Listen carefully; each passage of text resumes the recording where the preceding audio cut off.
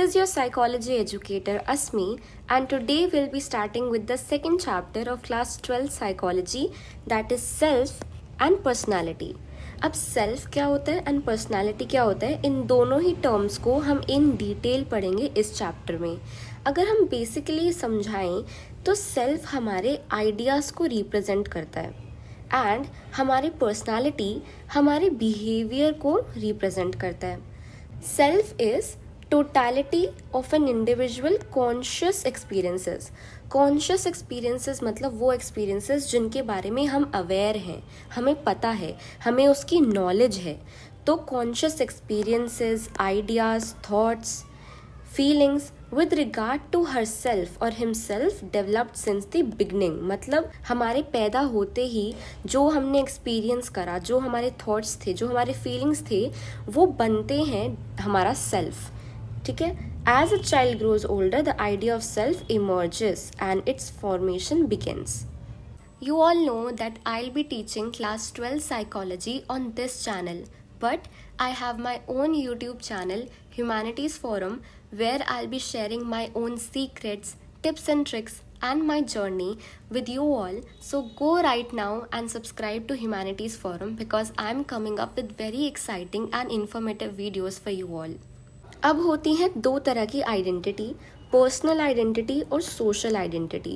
Personal identity मतलब सारे हमारी क्वालिटीज़ जो हमको दूसरों से अलग करती है, जो हमें डिफ़ाइन करती है, जैसे हमारा नाम, हमारी क्वालिटीज़, हमारे कैरेक्टरिस्टिक्स, ऑनेस्ट है, हार्ड वर्किंग पर्सन है, पोटेंशियलिटीज़, कैपेबिलिटीज़, बिलीव्स हमारे, do we believe in God और we do not believe in God. So ये सारी चीज़ें हमें दूसरों से अलग करती हैं. So all these attributes of a person, attributes मतलब फीचर्स, क्वालिटीज़ जो हमें दूसरों से अलग करती है, वो आती हैं पर्सनल आइडेंटिटी के अंदर. सोशल आइडेंटिटी में we link our self to a social और कल्चरल ग्रुप. मतलब हमारा religion. So when we talk about our religion and हम बोलते हैं कि हम हिंदू हैं, हम मुस्लिम हैं, so we indicate our social identity. हमारे सेल्फ का डुअल नेचर होता है. हम उसको एज अ सब्जेक्ट भी बोल सकते हैं एंड एज एन ऑब्जेक्ट भी बोल सकते हैं. सब्जेक्ट क्या होता है? एक्टर हमारा, one who performs the action. Object होता है कॉन्सिक्वेंस, क्या इम्पैक्ट पड़ा है. तो अगर हम बोले आई लाइक टू डांस, जिसमें हमारा सेल्फ है subject. I am the one who likes to do things perfectly, इसमें हमारा सेल्फ है ऑब्जेक्ट. तो self can be understood as a subject as well as an object. When you say I know who I am, the self is being described as a knower. ठीक है. तो as a knower and object में something which can be known. So as a subject हमारा self actively engage करता है in the process of knowing and as an object हमारा self observe होता है and it comes to be known. ये basically सारा इस फ्लो चार्ट में मैंने समराइज करा हुआ है. अब बात करते हैं काइंड्स ऑफ सेल्फ की. जैसे हमारा पर्सनल आइडेंटिटी और सोशल आइडेंटिटी थी, वैसे ही पर्सनल सेल्फ और सोशल सेल्फ है. पर्सनल सेल्फ, नाम से ही पता चल रहा है पर्सनल, हमारे बारे में. So it is primarily concerned with oneself. हमारी फ्रीडम, हमारी responsibility, achievements, comfort, so all those aspects of life which are related to ourselves. Social self is related to family and social relations. इसमें हमारे emphasise होती है cooperation, unity, support, sharing, and इसको हम familial और relational self भी बोलते हैं. Now comes the next topic, that is cognitive and behavioral aspects of self. इसमें हम सबसे पहले पढ़ेंगे सेल्फ कॉन्सेप्ट क्या होता है. अब the way we perceive ourselves and the ideas we hold about our competencies and attributes. कैसे हम अपने आप को देखते हैं, हम में कितनी काबिलियत है, कितनी क्वालिटीज़ हैं, ये सारी चीज़ें आती हैं सेल्फ कॉन्सेप्ट के अंदर. First is self esteem. Self esteem होती है हम अपने आप को कैसे जज करते हैं, कि कितनी हमारी वैल्यू है, कितनी हमारी वर्थ है. तो that value judgement of a person about her self और himself is called self esteem. So studies बताती हैं कि 6 to 7 ईयर्स तक हमारी सेल्फ एस्टीम डेवलप हो जाती है in these following areas: academic competence, social competence, physical और athletic competence and physical appearance. अब जिन स्टूडेंट्स की हाई सेल्फ एस्टीम होती हैं वो बेटर परफॉर्म करते हैं, एंड जिनकी लो सेल्फ एस्टीम होती है उनका लो एकेडमिक परफॉर्मेंस होता है। Next is self efficacy, and self efficacy का मतलब होता है कि I can complete a task successfully, I have the ability to control my life outcomes.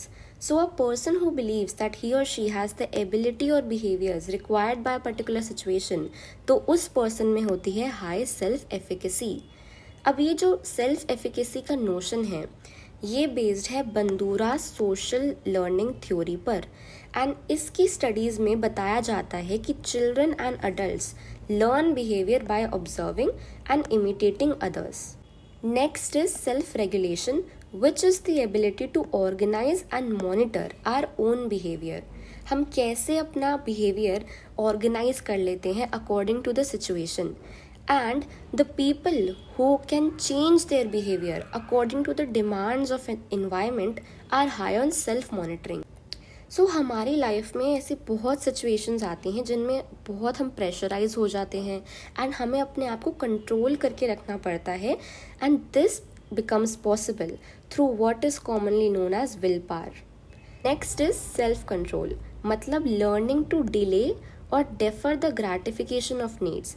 Gratification मतलब सेटिस्फैक्शन, संतुष्टि हमारी नीड्स की। तो हम बोलते हैं ना कि उसमें सेल्फ कंट्रोल बहुत है, वो अपने आप को कंट्रोल बहुत अच्छा कर लेती है, तो हम अपनी सेटिस्फैक्शंस को पूरा करने का हम कंट्रोल कर लेते हैं। अब सेल्फ कंट्रोल की साइकोलॉजिकल टेक्निक्स भी हैं कुछ। वो टेक्निक्स क्या हैं? सबसे पहले है observation of our own behaviour. अपने आप के बिहेवियर को हमें ऑब्जर्व करना है, जो हमें हेल्प कर सकता है टू चेंज, मॉडिफाई और strengthen certain aspects of self. Second आता है सेल्फ इंस्ट्रक्शन। इंस्ट्रक्शन मतलब अपने आप को हमें समझाना है, अपने आप को हमें इंस्ट्रक्शंस देनी है कि हमें क्या करना चाहिए, क्या नहीं करना चाहिए। Third is self reinforcement.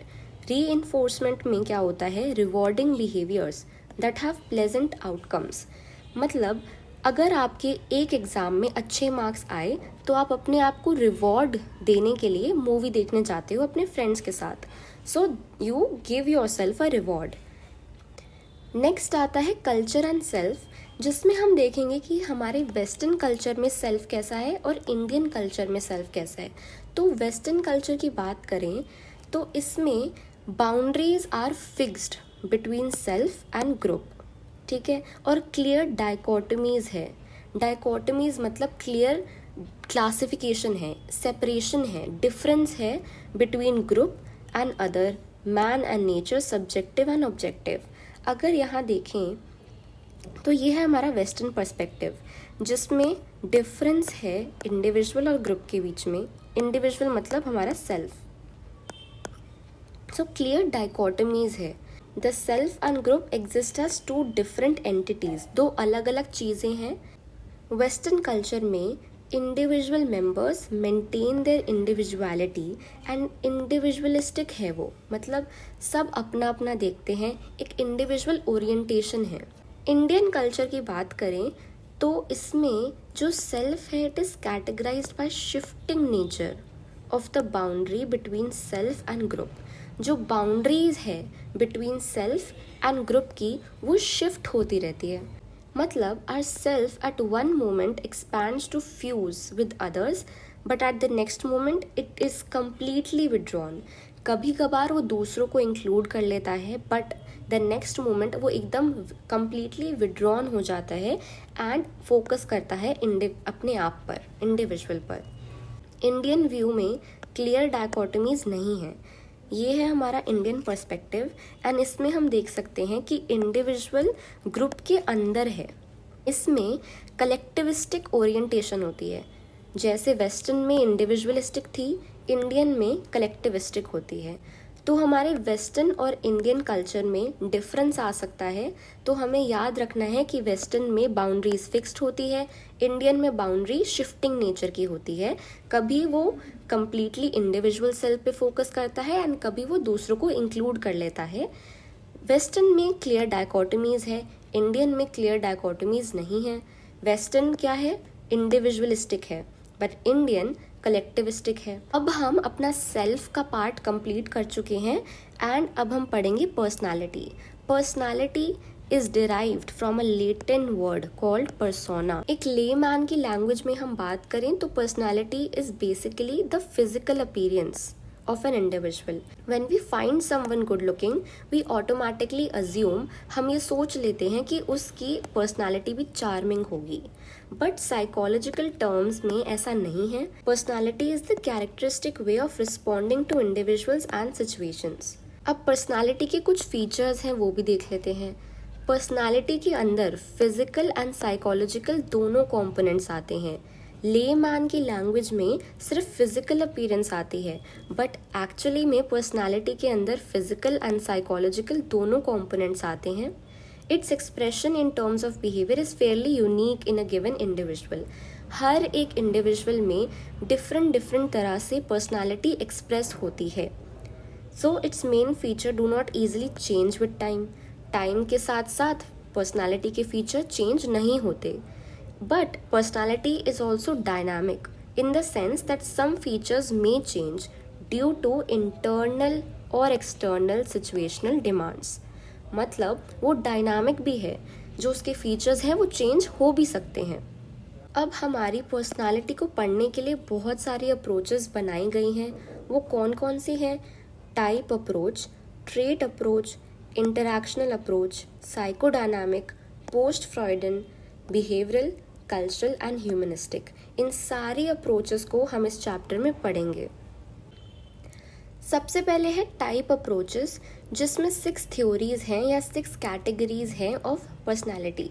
सबसे पहला है हिपोक्रेट्स, जो एक ग्रीक फिजिशियन थे एंड उन्होंने कैटेगराइज करा पीपल को into 4 types, that is sanguine, phlegmatic, melancholic and chloric.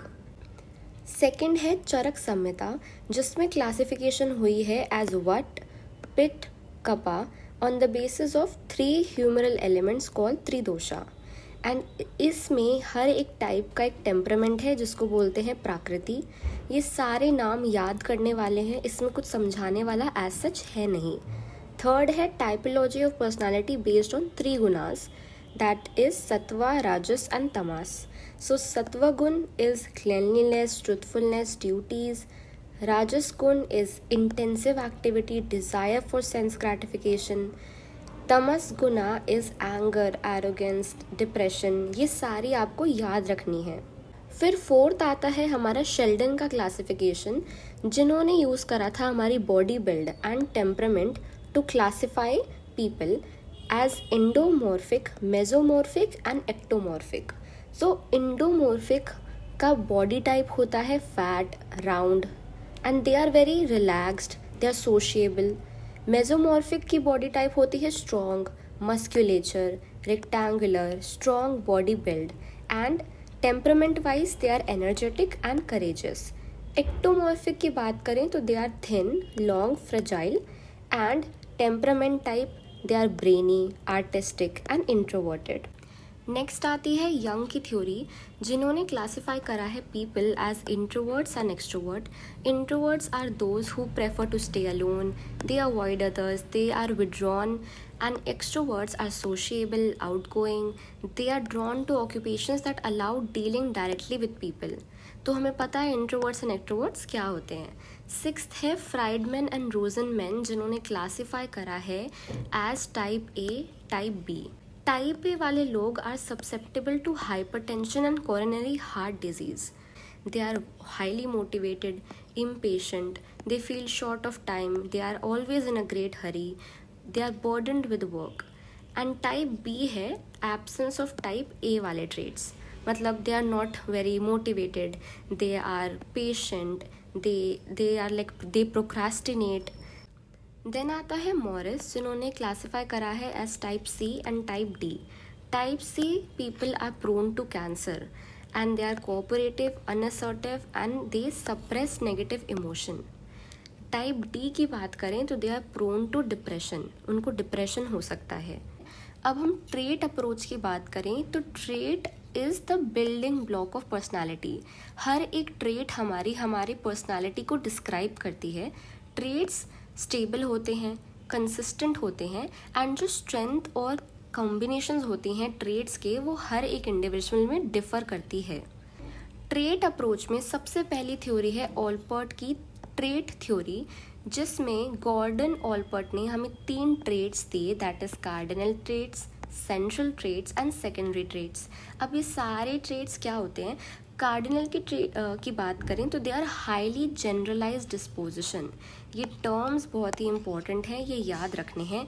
Highly generalised disposition की बात करें तो it means the way a person react, ठीक है। तो ये हाईली जनरलाइज्ड है। हाईली जनरलाइज्ड मतलब कॉमन है। कार्डिनल ट्रेट्स मतलब सबसे ज़्यादा कॉमन होती हैं लोगों में। अब कार्डिनल ट्रेट्स होती क्या है? They indicate the goal around which a person entire life seems to revolve. एक ऐसा ट्रेट, एक ऐसी क्वालिटी जिसके अराउंड एक इंसान की पूरी लाइफ रिवॉल्व करती है। Like for example Mahatma Gandhi की non violence and Hitler's Nazism, ये एग्जाम्पल है। अब महात्मा गांधी की नॉन वायलेंस जो उनका गोल था, उनके अराउंड ही उनकी पूरी लाइफ रिवॉल्व करती थी। सेंट्रल ट्रेट की बात करें तो they are less pervasive in effect. Less pervasive मतलब थोड़ी कम कॉमन है, इतनी कॉमन नहीं है जितनी कार्डिनल ट्रेट्स है, थोड़ी कम कॉमन है, but they are still quite generalised dispositions and they are called central traits. These traits like warm, sincere, diligent, they are used in testimonial or job recommendation. Secondary traits, they are the least generalized characteristics. इसमें आता है likes mangoes और prefer ethnic clothes. तो these are the different types of traits जो हमें Gordon ऑलपर्ट ने बताई थी। highly generalized, less pervasive and they are least generalized. Second theory under the trait approach is Raymond कटेल की थ्योरी। रेमंड कटेल ने हमें 2 ट्रेट्स दिए थे, source traits and surface traits. अब ये सोर्स ट्रेट्स हैं 16 प्राइमरी ट्रेट्स, ठीक है। They are stable and they are considered the building blocks. Source traits मतलब प्राइमरी ट्रेट्स हैं, सबसे प्राइमरी लेवल पे यही है हमारे पर्सनालिटी के बिल्डिंग ब्लॉक्स। सरफेस ट्रेट्स की बात करें so they are basically the result of the interaction between the source traits. Source traits है हमारी प्राइमरी ट्रेट्स एंड वो जब इंटरैक्ट करती है तो बन के आती है हमारी सरफेस ट्रेट्स। अब रेमंड कटेल ने एक टेस्ट डेवलप करा था जिसका नाम है 16 पर्सनालिटी फैक्टर क्वेश्चनर एंड इसके बारे में हम आगे पढ़ेंगे। Now the third theory under the trait approach is Eysenck theory, जिसमें उन्होंने 3 डिफरेंट डायमेंशंस बताए। सबसे पहले 2 डायमेंशंस आए थे एंड देन बाद में थर्ड डायमेंशन आया था। First dimension is neuroticism versus emotional stability. Neuroticism मतलब क्या होता है? People who are not very anxious, they are moody, they are touchy, restless, quickly lose control. And emotional stability की बात करें तो जैसे हमें नाम से ही पता चल रहा है, emotionally they are very stable, they are calm, they are even tempered, reliable and they remain under control. So इस dimension में that is neuroticism versus emotional stability, हम इसमें बताते हैं कि एक इंसान का कितना कंट्रोल है अपनी फीलिंग्स के ऊपर। सेकेंड आता है एक्सट्रावर्जन एंड इंट्रोवर्जन, जो हम पहले डिस्कस कर चुके हैं। Introverts they are very passive, quiet, cautious, reserved and extroverts हमें पता है इम्पल्सिव होते हैं, थ्रिल सीकिंग होते हैं, सोशिएबल होते हैं, they like to interact with people. So इस डायमेंशन में हम चेक करते हैं कि एक इंसान कितना सोशली आउटगोइंग है या सोशली विड्रॉन है। अपने लेटर वर्क में आइंसिंक ने प्रपोज करा था third dimension, that is साइकोटिसिज्म versus sociability. साइकोटिसिज्म मतलब वो लोग जो हॉस्टाइल होते हैं, बहुत ईगो सेंट्रिक होते हैं, एंटी सोशल होते हैं। Sociability means people who are very friendly, fun loving, outgoing. So this is the third dimension of Eysenck theory and इसमें आइंसिंक पर्सनालिटी क्वेश्चनर एक टेस्ट भी है जिसके बारे में हम आगे भी देखेंगे। नेक्स्ट है हमारा 5 फैक्टर मॉडल ऑफ पर्सनालिटी। इसका क्वेश्चन बहुत बार एग्जाम में आता है, तो it is very important to know what this theory is all about. So इसको बनाया था Paul Costa and Robert McCrae ने एंड इसमें हमें 5 ट्रेट्स मिलते हैं। These are openness to experience, extraversion, agreeableness, neuroticism and conscientiousness. And ये सारी क्या चीज़ें होती हैं? सो ओपननेस टू एक्सपीरियंसेस में one who score high on openness to experience, they are very imaginative, they are curious, open to new ideas. But जो लो score करते हैं वो होते हैं rigid. Second is extraversion. Extroverts तो हमें पता है क्या होते हैं, very socially active, assertive, outgoing, talkative. And on the opposite, people who are introvert, they are very shy. Third is agreeableness. So people who are high on agreeableness, they are very helpful, they are cooperative, friendly, caring. But on the other hand, those who are not like those who score low on agreeableness are hostile. Fourth is neuroticism. Neuroticism भी हम discuss कर चुके हैं. They are unstable, anxious, worried, restless, moody, touchy. And on the other hand, people who score low on neuroticism, they are emotionally stable, which means they are well adjusted. Fifth is conscientiousness. अब इसका मतलब होता है कि people who score high on conscientiousness, they are achievement oriented, they are dependable. हम भरोसा कर सकते हैं उन पर. They are responsible, they are hard working. And उसके opposite, people who score low on conscientiousness are impulsive. तो इस डायग्राम में आप इजीली देख सकते हो कि लो स्कोरर्स क्या होते हैं, हाई स्कोरर्स क्या होते हैं. सो अब हमने टाइप अप्रोच पढ़ ली एंड ट्रेट अप्रोच पढ़ ली. नाउ कम्स साइकोडायनामिक अप्रोच, जो सबसे बड़ी अप्रोच है एंड इसको डेवलप करा था सिगमंड फ्रॉइड ने. सो सिगमंड फ्रॉइड एक फिजिशियन थे and he used hypnosis which is a technique to understand the psyche, मतलब माइंड. सो एक इंडिविजुअल के माइंड को समझने के लिए he used hypnosis and techniques such as free association and dream analysis. Freud ने अपनी थ्योरी में ह्यूमन माइंड के 3 लेवल्स ऑफ कॉन्शियसनेस बताए, conscious, preconscious and unconscious. Conscious जैसे मैंने पहले बताया था मीन्स बीइंग अवेयर. सो वो thoughts, feelings, actions of which people are aware. Preconscious में वो मेंटल एक्टिविटीज़ होती हैं जिसके हम अवेयर हो सकते हैं if we attend to it closely. तो इसके अंदर हमारे ड्रीम्स आते हैं.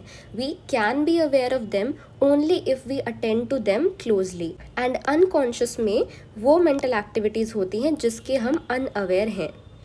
अकॉर्डिंग टू फ्रॉइड, हमारा अनकॉन्शियस एक रिजर्वॉयर है of instinctive and animal drives. Unconscious में हमारे सारे आइडियाज़ हैं, विशेज़ हैं, सेक्शुअल डिज़ायर्स हैं which we can not express openly and they are repressed, which leads to psychological conflicts. That is why Freud developed psychoanalysis. Psychoanalysis एक therapeutic procedure है जिसका aim होता है to bring the repressed unconscious material to our consciousness, ताकि हम self aware हों and हम एक इंटीग्रेटेड मैनर में जी सकें. सो साइको एनालिसिस में हम अपने अनकॉन्शियस के रिप्रेस्ड मटेरियल को अपनी कॉन्शियस तक लाते हैं, हम उसके अवेयर होते हैं ताकि हम इंटीग्रेटेड मैनर में जी सकें. So this is an iceberg. In this we have represented the 3 levels of our consciousness, that is conscious, pre-conscious and unconscious. Unconscious में traumatic experiences हैं, unfulfilled sexual desires, conflict, shameful thoughts, embarrassing thoughts हैं which are repressed. And इन्हीं repressed material को conscious में लाने के लिए psychoanalysis develop करा सिगमंड फ्रॉइड ने. Now comes the structure of personality. अब सिगमंड फ्रॉइड ने बोला कि हमारी पर्सनैलिटी में 3 प्राइमरी स्ट्रक्चरल एलिमेंट्स होते हैं. अब वो कौन कौन से एलिमेंट्स हैं? Id, ego and superego. Id is the source of a person instinctual energy. हम बोलते हैं ना मेरी इंस्टिंक्ट से बोल रही है. इंस्टिंक्चुअल मतलब नेचुरल. सो उस इंस्टिंक्चुअल एनर्जी का सोर्स होता है इद. and it deals with the immediate gratification. Gratification मतलब satisfaction. In immediate satisfaction of 3 things, that is PSA, primitive needs, sexual desires and aggressive impulses, and it works on pleasure principle. ये याद रखना है, ठीक है. And it does not care for moral values, society or other individuals. So id के बारे में हमने क्या पढ़ा? It is the source of a person instinctual energy. ठीक है, ये डील करता है immediate gratification of 3 things, PSA, primitive needs, sexual desires and aggressive impulses, and it works on pleasure principles. It also does not care about the moral values, societies or other individual. Ego की बात करें, सो ego भी इद की तरह ही होती है. It also seeks to satisfy an individual instinctual needs, but in accordance with reality. And ego works on reality principle.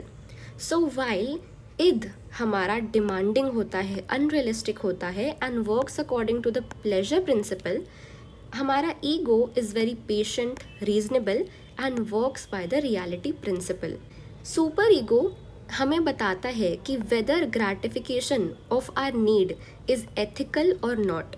It helps to control the id by internalising parental authority through the process of socialisation. So इसको हम एक example से समझते हैं. अगर हमें ice cream खानी है, इद बोलेगा to just grab the ice cream and eat it, but ego works by the reality principle. So ego बोलेगा कि before eating the ice cream you need to seek permission from your parents. Then अगर हमने permission मांग ली अपने parents से to eat ice cream, superego will indicate that our behaviour was morally correct. Next is ego defence mechanisms. Freud ने बोला कि people avoid anxiety या फिर escape from anxiety by developing कुछ defense mechanisms. So the defense mechanism is a way of reducing anxiety by distorting reality. Distorting मतलब changing the reality. First defense mechanism is repression, जिसमें हम वो thoughts या behaviors जो हमारे अंदर anxiety पैदा करते हैं, anxiety provoking होते हैं, they are totally dismissed by the unconscious. But जब हम कुछ हमारे डिज़ायर्स, हमारे विशेस, हमारी फीलिंग को हम रिप्रेस कर देते हैं, we become totally unaware of what we wish. हमको पता नहीं होता कि हम चाहते क्या हैं. सो व्हेन वी से कि हमें नहीं पता हमने ये चीज़ क्यों करी, या फिर I do not know why I did that, some repressed feeling और desire is expressing itself. Second defence mechanism is projection, जिसमें हम अपने खुद के एट्रीब्यूट्स दूसरों में देखते हैं. फॉर एग्ज़ाम्पल, अगर मैं बहुत ज़्यादा अग्रेसिव हूँ, देन मुझे लगेगा कि other people are acting in a very excessively aggressive way towards me. वो मेरे साथ अग्रेसिवली बिहेव कर रहे हैं. Third defence mechanism is denial, जिसमें people totally refuses to accept reality. अगर कोई इंसान है जिसको कोई बीमारी है एंड ही और she totally refuse to accept it, वो मानेंगे ही नहीं कि उन्हें वो बीमारी है, then that defence mechanism is denial. Fourth is reaction formation, जिसमें people act opposite to their true feelings. For example, मुझे एक जॉब चाहिए एंड मैंने उसके लिए इंटरव्यू दिया, but I failed that interview, so मुझे वो जॉब नहीं मिल पाई. So after that I say कि I never even wanted that job in the first place. मुझे तो वो जॉब चाहिए ही नहीं थी. So I am adopting behaviour that is opposite to my true feeling. मुझे वो जॉब चाहिए थी, but I failed the interview, इसलिए मुझे जॉब नहीं मिल पाई. But now I am saying कि मुझे तो वो जॉब चाहिए ही नहीं थी. That is reaction formation. Fifth is rationalisation, and इसमें हम अनरीजनेबल फीलिंग्स और बिहेवियर को रीजनेबल एंड एक्सेप्टेबल दिखाने की कोशिश करते हैं. फॉर एग्ज़ाम्पल, मेरे एग्ज़ाम में कम मार्क्स आए, सो आई विल से कि नेक्स्ट एग्ज़ाम मैं न्यू पेन से दूंगी एंड उन न्यू पेन से मेरे मार्क्स अच्छे आएंगे. So I am trying to rationalise my behaviour by asserting that I will do much better with the new pens. So अब बात करते हैं स्टेजेस ऑफ पर्सनालिटी डेवलपमेंट की. फ्रॉइड ने बोला कि जो हमारी पर्सनालिटी है वो डेवलप होती है 5 स्टेजेस में. सबसे पहला स्टेज है ओरल स्टेज. ओरल स्टेज में फोकस होता है माउथ पे. एक न्यू बॉर्न होता है, उसका प्राइमरी प्लेजर सीकिंग सेंटर ही माउथ होता है, क्योंकि वहीं से माउथ से ही उसको फूड ऑब्टेन होता है, जिससे उसकी हंगर रिड्यूस होती है. उसको ओरल ग्रेटिफिकेशन कैसे मिलता है? फीडिंग से, थम सकिंग से, बाइटिंग से, बैबलिंग से. एंड यही अर्ली मंथ में हमारी basic feelings about the world establish हो जाती हैं. सेकेंड स्टेज है हमारा एनल स्टेज, जो होता है 2 to 3 years तक. एंड इसमें the child learns to respond to some of the demands of the society. सबसे पहली डिमांड पेरेंट्स की होती है that the child learns to control the bodily functions of urination and defecation. इस stage में anal area primary pleasure seeking centre होता है. Children they experience pleasure in moving their bowels. Third आता है हमारा phallic stage which is from 4 to 5 years, and इसमें जो बच्चे होते हैं they begin to realise the difference between male and female, and they also become aware of sexuality and the sexual relationship between their parents। अब इसमें दो चीज़ें आती हैं, ओडिपस कॉम्प्लेक्स एंड हमारा इलेक्ट्रा कॉम्प्लेक्स। सो ये दो चीज़ें इंपॉर्टेंट है जो हमें पता होनी चाहिए। ओडिपस कॉम्प्लेक्स में होता है love for the mother and hostility towards the father. So a boy child loves his mother but they dislike their father, इसको बोलते हैं हम ओडिपस कॉम्प्लेक्स। सेकंड है हमारा इलेक्ट्रा कॉम्प्लेक्स जिसमें girls they have love for their father and they try to copy their mother and they try to identify with her mother and copy her behavior as a means of getting her father's affection। Fourth stage है latency stage that is 7 to puberty। Latency stage में हमारे sexual urges inactive होते हैं and हमारी जो energy है it goes towards the achievement related activities. Last and the fifth stage is genital stage जिसमें a person attains maturity in a psychosexual development. तो इसमें we know how to interact with the opposite gender, we are sexually developed in this stage of personality development. Fixation क्या होता है? Freud ने अपनी theory में बोला है कि कभी कभार a child fails to pass successfully from one stage to another stage and इसकी वजह से वो अरेस्ट हो जाता है at an early stage and successfully develop नहीं हो पाता।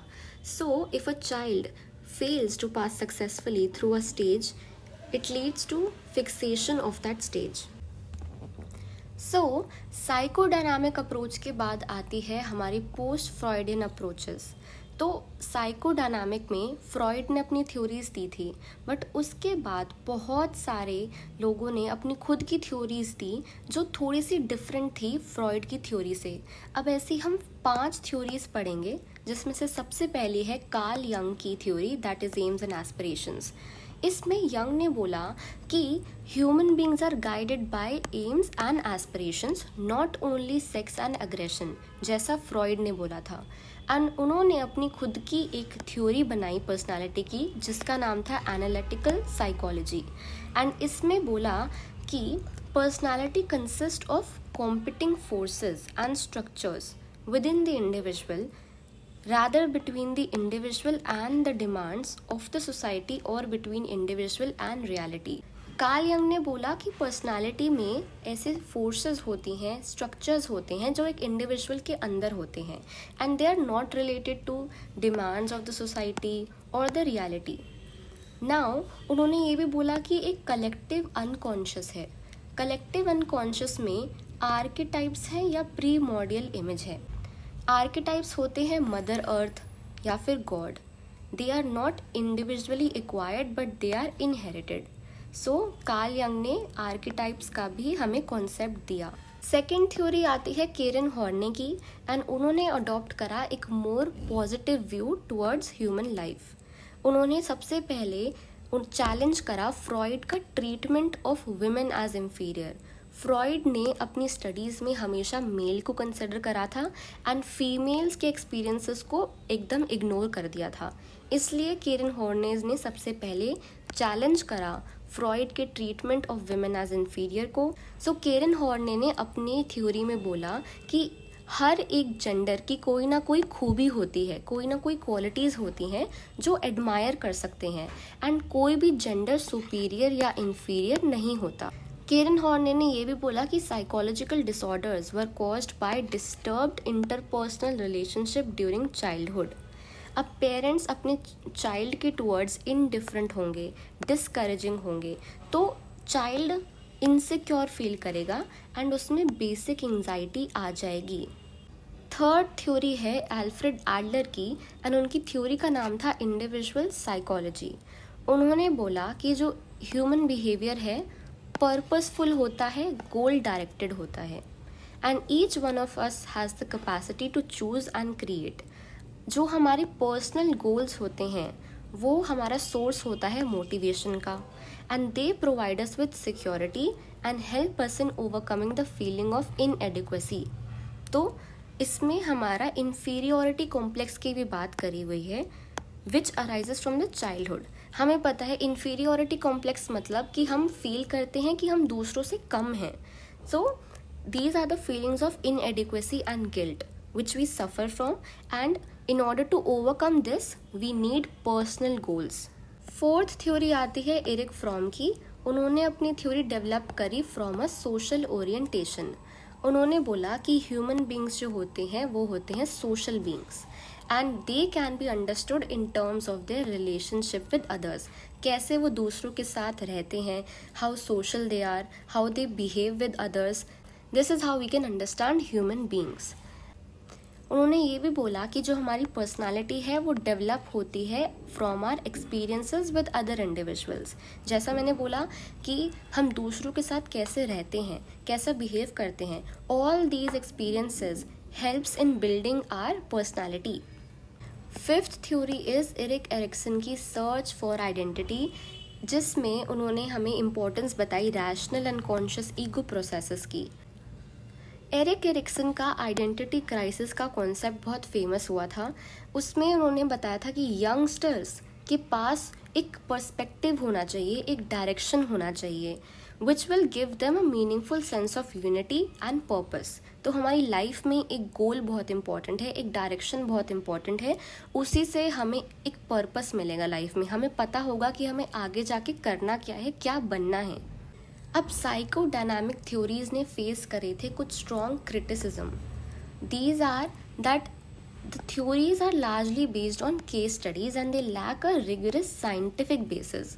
थ्योरीज में साइंटिफिक बेसिस कम है, and they use small and atypical individuals as sample for advancing generalisations. Psychodynamic theories में कॉन्सेप्ट प्रॉपरली डिफाइंड नहीं है, एंड उनको साइंटिफिक टेस्टिंग के लिए सबमिट नहीं करा जा सकता। एंड जैसा मैंने बताया था कि फ्रॉइड ने बस मेल्स को प्रोटोटाइप यूज़ करा है, and he has ignored the female experiences and perspective. Next आती है बिहेवियरल अप्रोच। इसमें हम पर्सनालिटी को समझते हैं ये देखकर कि एक इंडिविजुअल कैसे रिस्पॉन्ड कर रहा है इन्वायरमेंटल डिमांड्स को, हाउ ही और she is responding to the environmental demands. Behavioural approach में डेवलपमेंट मतलब चेंज इन रिस्पॉन्स कैरेक्टरिस्टिक्स, मतलब हमने एक न्यू बिहेवियर सीख लिया in response to a new environment, and the structural unit of personality is response. Next आती है cultural approach, जिसमें बोला जाता है कि अ पर्सन डेवलप हिज और her personality in order to adapt to the ecological and cultural features of a group's life. जिस culture में वो है उस कल्चर को अडॉप्ट करने के लिए वो अपनी पर्सनालिटी डेवलप कर लेता है। For example, hunting gathering societies में बच्चों को अर्ली एज में ही फ्रीडम दे दी जाती है to move into forest and learn hunting gathering skills. इससे वो बच्चे इंडिपेंडेंट हो जाते हैं, ऑटोनॉमस एंड अचीवमेंट ओरिएंटेड हो जाते हैं। बट इन एग्रीकल्चरल सोसाइटीज़ बच्चों को सिखाया जाता है to be obedient to their elders, छोटों का ध्यान रखना है उन्हें, and they have to be responsible to the duties. So अलग अलग सोसाइटीज़ में डिफरेंट बिहेवियरल क्वालिटीज़ लोगों को सिखाई जाती हैं, जिससे पर्सनैलिटी भी उनकी डेवलप होती है differently. Now the last approach is humanistic approach, जिसको डेवलप करा था Karl Rogers and Abraham Maslow ने। सबसे पहले कार्ल रॉजर्स ने दिया the concept of a fully functioning person. Fulfilment is the motivating force for personality development. Fulfilment मतलब हम अपने कैपेबिलिटीज़, पोटेंशियल, टैलेंट को फुलेस्ट एक्सटेंट से यूज़ करते हैं, एक्सप्रेस करते हैं। सो अब हमने सारी अप्रोचेस के बारे में पढ़ लिया, सारी थ्योरीज़ के बारे में पढ़ लिया।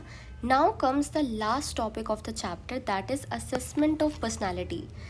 इसमें हम डिफरेंट टेक्निक्स के बारे में पढ़ेंगे जिससे हम असेस कर सकते हैं पर्सनालिटी को। सो पर्सनालिटी असेसमेंट होता है एक formal process aimed at understanding personality of an individual. Techniques हैं psychometric test, self report measures, projective techniques, behavioural analysis. Self report measures की बात करते हैं। इसमें Gordon Allport was the first one who suggested कि हम एक इंसान की पर्सनालिटी असेस कर सकते हैं बाय आस्किंग हिम और हर अबाउट हर सेल्फ और हिमसेल्फ। इससे बने हमारे सेल्फ रिपोर्ट मेजर्स। ये एक स्ट्रक्चर्ड मेजर्स हैं, ठीक है, एंड इसमें जो सब्जेक्ट्स होते हैं they are required to give verbal responses using some kind of rating scale. बहुत ही ऑब्जेक्टिवली रिपोर्ट करनी है उनको अपनी खुद की feelings, and they are accepted at their face value. Scored होते हैं इन क्वांटिटेटिव टर्म्स में, and it is the answers are interpreted on the basis of norms which are developed for the test. Self report measures बहुत सारे हैं, जिसमें सबसे पहले है Minnesota multiphasic personality inventory MMPI, जिसको डेवलप करा था हैथवे एंड मैकिनली ने। सारे नाम्स याद होने चाहिए बिकॉज MCQs में सबसे ज़्यादा नाम्स पूछे जाते हैं। सो MMPI was developed by Hathaway and McKinley for psychiatric diagnosis, but MMPI was effective in identifying varieties of psychopathology. MMPI में 567 स्टेटमेंट्स होती हैं जिसको आंसर करना होता है एज ट्रू और फॉल्स में। इस टेस्ट में 10 सब स्केल्स हैं, एंड इंडिया में मैलिक एंड जोशी ने MMPI को डेवलप करा है as JMPI, Jodhpur multiphasic personality inventory. Second is Eysenck personality questionnaire, जो हमने पहले आइंसिंग की थ्योरी पढ़ी थी जिसमें हमने न्यूरोटिसिज्म, एक्सट्रोवर्जन, इंट्रोवर्जन के बारे में पढ़ा था। ये उसी का क्वेश्चनर है, तो इसमें वही सेम चीज़ है। डेवलप करा था आइंसिक ने। 2 डायमेंशंस थे, introversion, extroversion, emotional stability, emotional unstability, जिसको हमने न्यूरोटिसिज्म बोला था। तो these dimensions had 32 personality traits. तीसरा डायमेंशन आया जिसका नाम था साइकोटिसिज्म। साइकोटिसिज्म में जो हाई स्कोर करते हैं वो क्या होते हैं? Hostile, egocentric, anti social, and sociability वाले कॉर्पोरेटिव एंड फ्रेंडली होते हैं। Third is 16 personality factor questionnaire. ये डेवलप करा था रेमंड कटेल ने। रेमंड कटेल ने हमको source trait and surface traits develop करी थी जो हमने पहले पढ़ा है। सो 16 PF में डिक्लेरेटिव स्टेटमेंट्स हैं एंड सब्जेक्ट रिस्पॉन्ड करता है to specific situation by choosing from a set of given alternatives.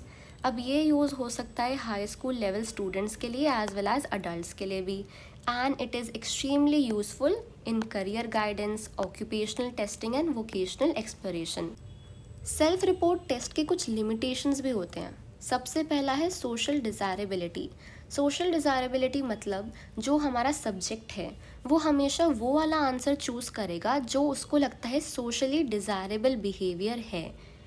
Second है एक्विसेंस, मतलब the tendency of the subject to saying yes to all the questions. सारे questions का answer वो yes करेगा। Third limitation is hesitant to open. So self report measures में हम directly information obtain करते हैं सब्जेक्ट से, so they know they are being assessed for personality, तो वो सेल्फ कॉन्शियस हो जाते हैं and they hesitate to share their private feelings. Next come projective technique. अब जो हमारे सेल्फ रिपोर्ट मेथड्स थे they were direct, but projective techniques are indirect and they help to uncover and assess the hidden, ungoverned, unconscious motives। जो हमारे unconscious में जो hidden है, repressed material है, उसको वो uncover करते हैं। तो projective techniques they are less structured and they allow the individual to project his or her feelings, desired needs onto that situation। projective techniques के कुछ features होते हैं। stimuli पुअरली डिफाइंड होता है, अनस्ट्रक्चर्ड होता है। जो सब्जेक्ट होता है ही और she is not informed about the purpose of assessment और द मेथड ऑफ स्कोरिंग और इंटरप्रिटेशन। तो सब्जेक्ट को कुछ पता नहीं होता। The person is informed that there is no correct और incorrect answer and each response is considered to reveal a significant aspect of personality. हर एक रिस्पॉन्स सब्जेक्ट का कुछ ना कुछ बताता है उसकी पर्सनैलिटी के बारे में। स्कोरिंग एंड इंटरप्रिटेशन बहुत लेंदी है एंड समटाइम्स सब्जेक्टिव भी है। प्रोजेक्टिव टेक्निक में सबसे पहले आता है रोशाक इंक ब्लॉक टेस्ट, जिसको डेवलप करा था हरमन रोशाक ने। इस टेस्ट में 10 इंक ब्लॉक्स होते हैं। Blots were originally made by dropping ink on a piece of paper and then folding the paper. जैसे इस इमेज में है, एक पीस ऑफ पेपर पे हम इंक ड्रॉप करते थे एंड देन उस पेपर को फोल्ड करते थे ताकि ऐसी इमेज आए, एंड इसलिए इसको इंक ब्लॉट टेस्ट बोलते हैं. So these cards are administered individually. अब जब ये कार्ड्स बन जाते हैं, अब 2 फेजेस में इनको एडमिनिस्टर करा जाता है.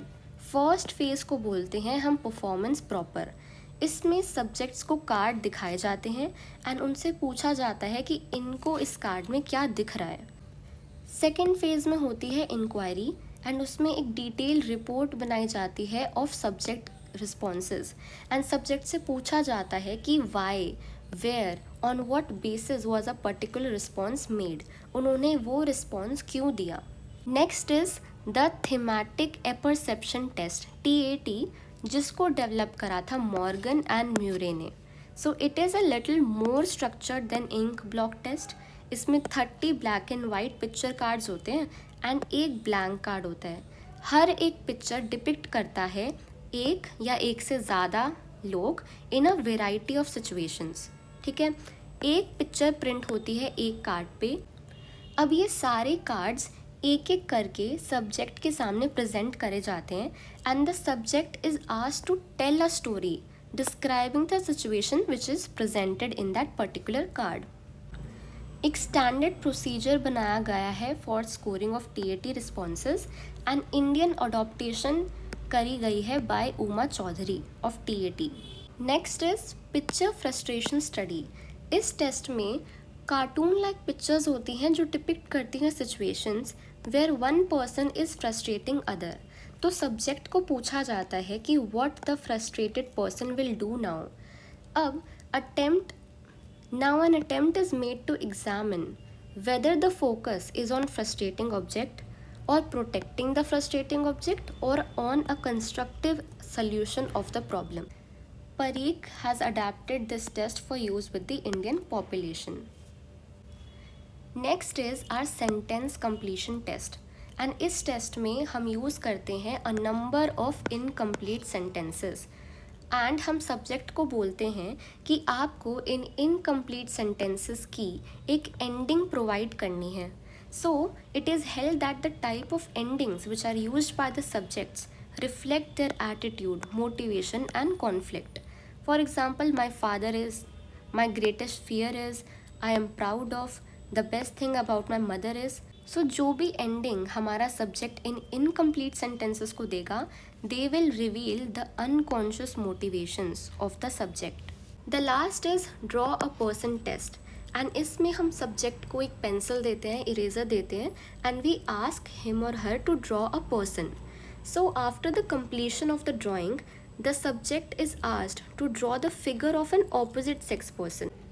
Then drawings बनाने के बाद subject को बोला जाता है कि एक story बनाओ about the person as if he or she is a character in a novel or play.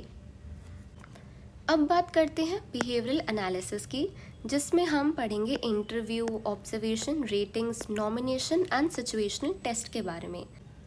Interview is the most common method for assessing personality.